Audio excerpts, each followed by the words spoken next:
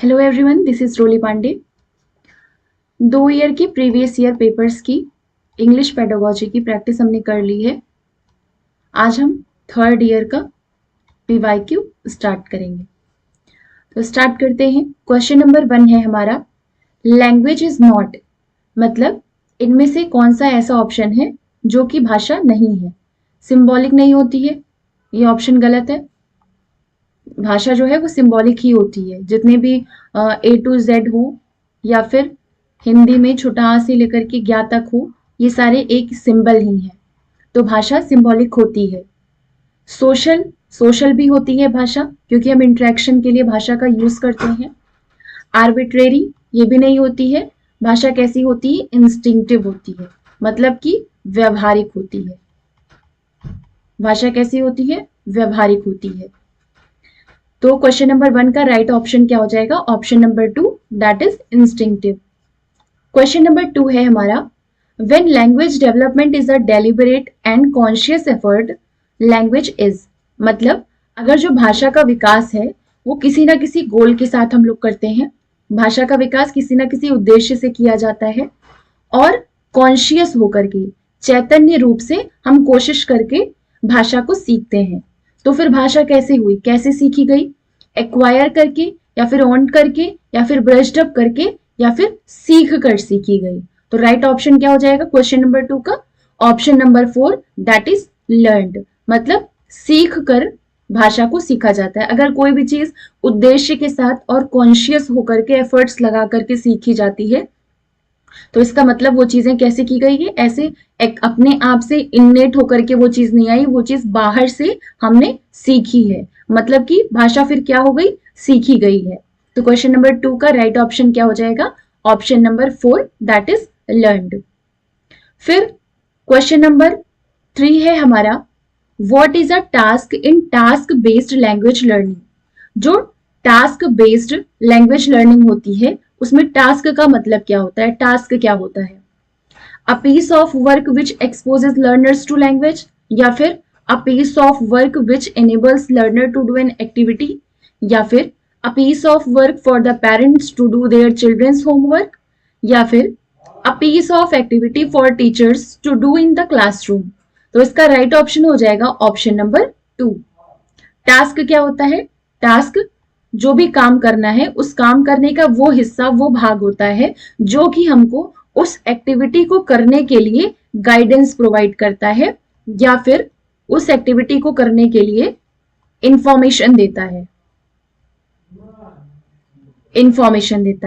तो question number 3 का right option क्या हो जाएगा? Question number 2, a piece of work which enables learners to do an activity. काम का वो भाग जो फिर एक्टिविटी करने के लिए लर्नर्स को इंफॉर्मेशन या गाइडेंस प्रोवाइड करता है, उसी को टास्क कहते हैं।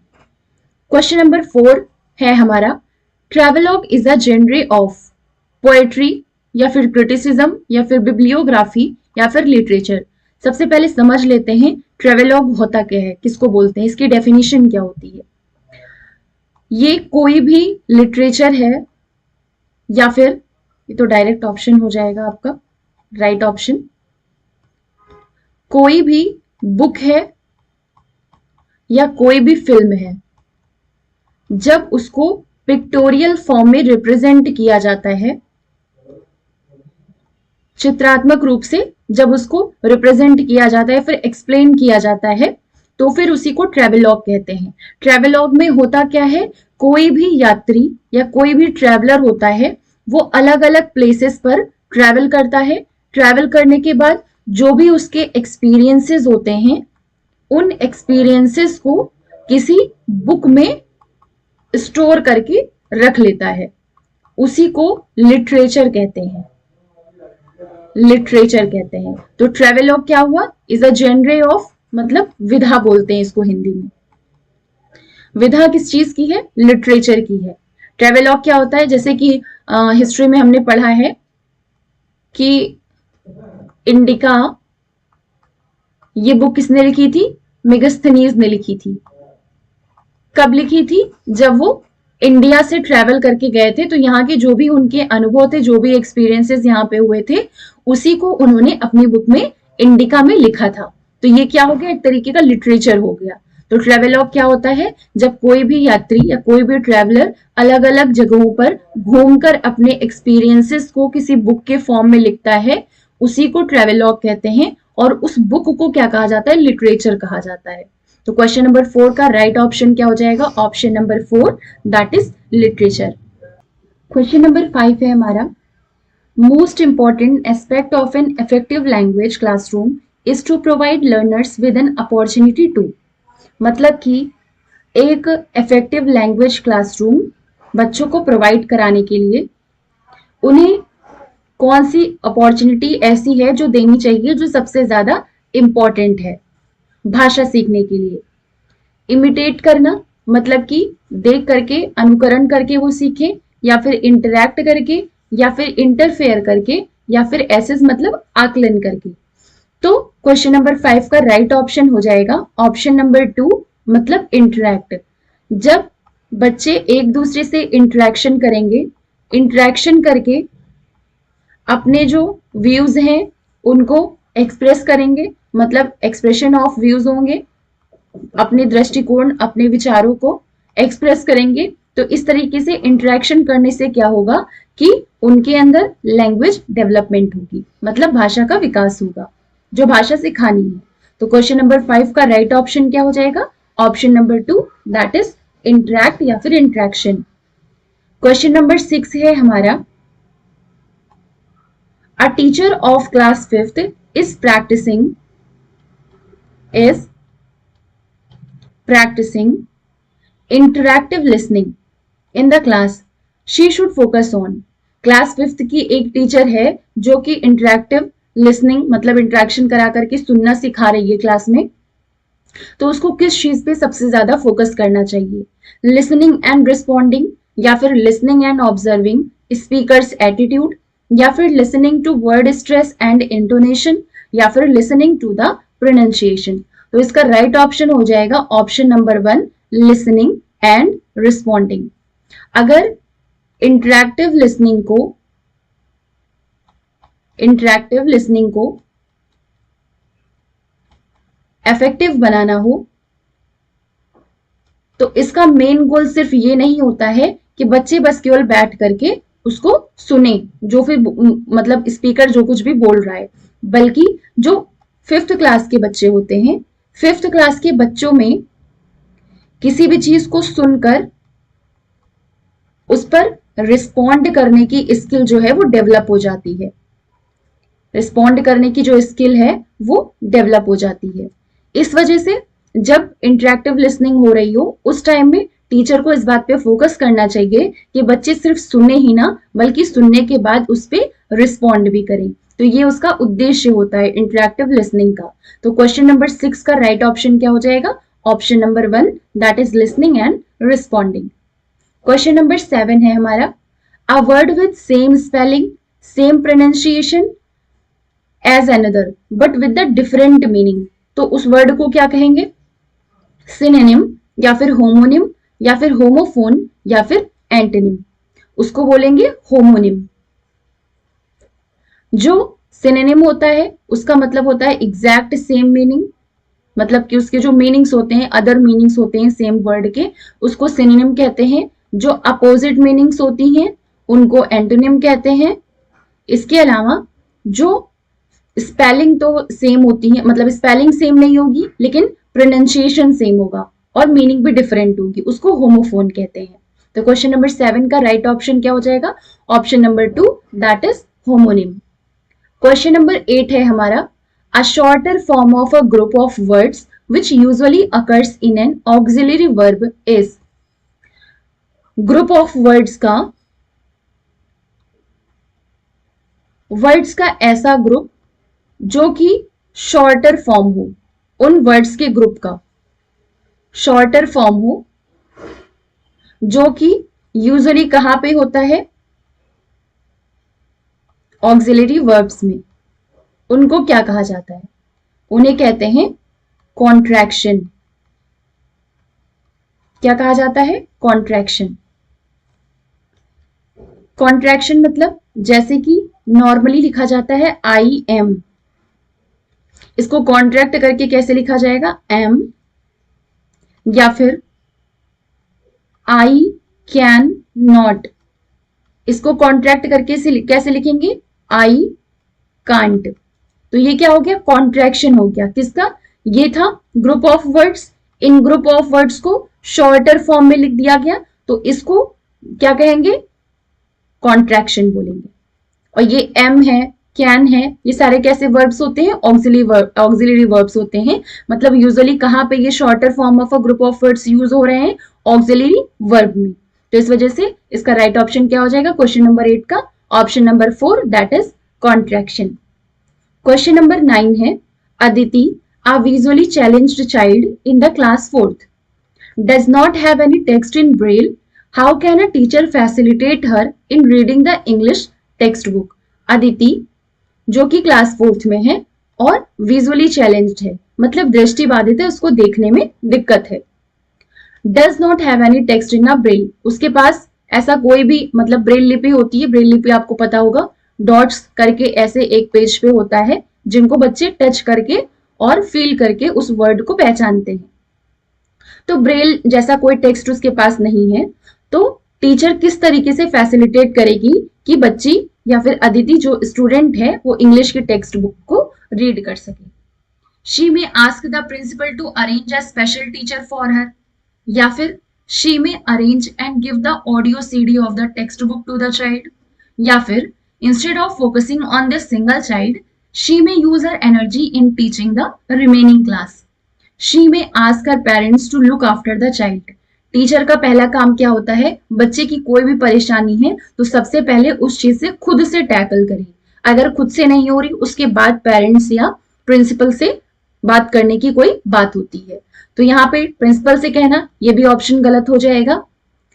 कहा गया है कि बच्चे पे ध्यान ही नहीं देना है, तो टीचर की रिस्पॉन्सिबिलिटी है कि वो हर एक बच्चे पे ध्यान दे, हर एक बच्चे की कमियों को जाने और जान करके उसको रेमेडियल टीचिंग दे। तो ये भी गलत ऑप्शन हो जाएगा। पेरेंट्स से कहने की बात है तो ये भी गलत ऑप्शन हो जाएगा। तो इसका राइट ऑप्शन क्या हो जाएगा, उसको ऑडियो सीडी अरेंज करनी चाहिए जिससे कि बच्चे को पढ़ने में आसानी हो जाए। तो क्वेश्चन नंबर 9 का राइट ऑप्शन क्या हो जाएगा, ऑप्शन नंबर 2। क्वेश्चन नंबर 10 है हमारा, poetry teaching is generally meant for language learning, या फिर लर्निंग ग्रामर, या फिर लर्निंग पंक्चुएशन, या फिर enjoyment and appreciation. Poetry teaching, जब कोई भी सेकेंड लैंग्वेज सीखी जाती है तो सेकेंड लैंग्वेज के लिए ही पोएट्री टीचिंग या फिर पोएट्री करके सिखाया जाता है बच्चों को। पोएट्री से क्या होता है, बच्चे नॉर्मली क्या है, इस चीज को मोनोटोनी को दूर करने के लिए ही पोएट्री टीचिंग क्लास में कराई जाती है। मोनोटोनी मतलब कि एक रास्ता, उसी लैंग्वेज को पढ़ते पढ़ते सीखते सीखते बच्चे बोरिंग ना फील करें, इसी वजह से पोएट्री उसी लैंग्वेज की पोएट्री के फॉर्म में उसको पढ़ाया जाता है, जिससे कि जो क्लास का एनवायरनमेंट है वो इंजॉयबल एनवायरनमेंट बना रहे और कंफर्टेबल एनवायरनमेंट बना रहे। इससे क्या होगा, बच्चे उस भाषा को और ज्यादा इंटरेस्ट के साथ सीखेंगे, इंटरेस्ट के साथ सीखेंगे, इंजॉय करके सीखेंगे, कंफर्टेबल होकर के सीखेंगे। इसके अलावा पोएट्री गीत गा करके, ऐसे गा करके उस भाषा को बोला जाता है, इस वजह से उसमें वर्ड्स ऐसे होते हैं कि उसको पढ़ने के बाद उसकी प्रशंसा की जाती है, तो इसमें एप्रिसिएशन भी होता है। तो क्वेश्चन नंबर 10 का राइट ऑप्शन क्या हो जाएगा कि पोएट्री टीचिंग जनरली किस लिए पढ़ाई जाती है, इंजॉयमेंट और एप्रिसिएशन के लिए, कि बच्चे उस जो भी भाषा सीख रहे हैं उस भाषा को एंजॉय करके और एप्रिशिएट करके सीखें, ना कि बोर हो करके। तो क्वेश्चन नंबर 11 है हमारा, reading English language as a second language mean. English language को सेकेंड लैंग्वेज की तरह, मतलब जो सेकेंड लैंग्वेज सीख रहे हैं बच्चे, उसको रीड करने का क्या मतलब है, decoding of letters and words, या फिर रीडिंग अलाउड, या फिर रीडिंग फॉर ग्रामर, या फिर मीनिंग मेकिंग।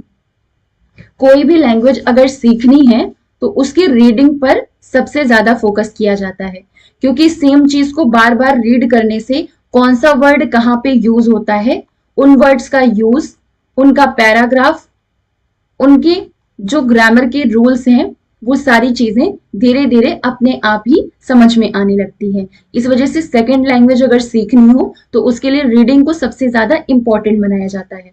तो रीडिंग किस लिए कराई जाती है? ग्रामर के लिए। उसमें जो भी वर्ड्स यूज हुए हैं उनका ग्रामेटिकल कैसे यूज किया जाएगा, इसके लिए रीडिंग कराई जाती है। तो क्वेश्चन नंबर 11 का राइट ऑप्शन क्या हो जाएगा? Option number 3। क्वेश्चन नंबर 12 है हमारा, when learners give feedback on each other's language, work, learning strategies, performance, etc. अगर लर्नर हैं, जो भी क्लास के बच्चे हैं, वो एक दूसरे की भाषा पर, उनके काम पर, उनकी लर्निंग स्ट्रेटजीज पर, उनके परफॉर्मेंस पर एक दूसरे को फीडबैक दे रहे हैं, तो इसको क्या कहा जाएगा? पीयर असेसमेंट कहा जाएगा, या फिर फॉर्मल असेसमेंट, या फिर ग्रुप असेसमेंट, या फिर सेल्फ असेसमेंट? इसको कहेंगे पीयर असेसमेंट। जब लर्नर ही एक दूसरे के language, work, learning strategies, performance पे एक दूसरे को फीडबैक देते हैं तो इसको पीयर असेसमेंट कहा जाता है। और ऐसे नहीं कि बच्चे कहीं से भी, इसमें होता क्या है, पीयर असेसमेंट में होता क्या है, बच्चे एक दूसरे की एरर्स को पहचानते हैं, पहचान करके उनको दूर करते हैं, उनको रेमेडी देते हैं उस चीज की। तो इस तरीके का असेसमेंट होता है पीयर असेसमेंट, जब बच्चे ही एक दूसरे में इस तरीके का इवैल्यूएशन कर रहे होते हैं, असेसमेंट कर रहे होते हैं। लेकिन ये ऐसे नहीं है कि बच्चे कहीं से भी, मतलब किसी भी टाइम कैसे भी एक दूसरे की एरर्स को बता रहे हैं, उनकी त्रुटियों को बता रहे हैं। टीचर क्या करती है, एक उनको असाइनमेंट प्रोवाइड करती है, या एक तरीके का उनको कोई ना कोई एक कॉन्टेक्स्ट देती है, जिसके आधार पर बच्चों को एक दूसरे की कमियां या फिर त्रुटियों को बताना होता है, और बताने के बाद उसको सही करना सिखाना होता है। तो क्वेश्चन नंबर 12 का राइट ऑप्शन क्या हो जाएगा? Option number 1।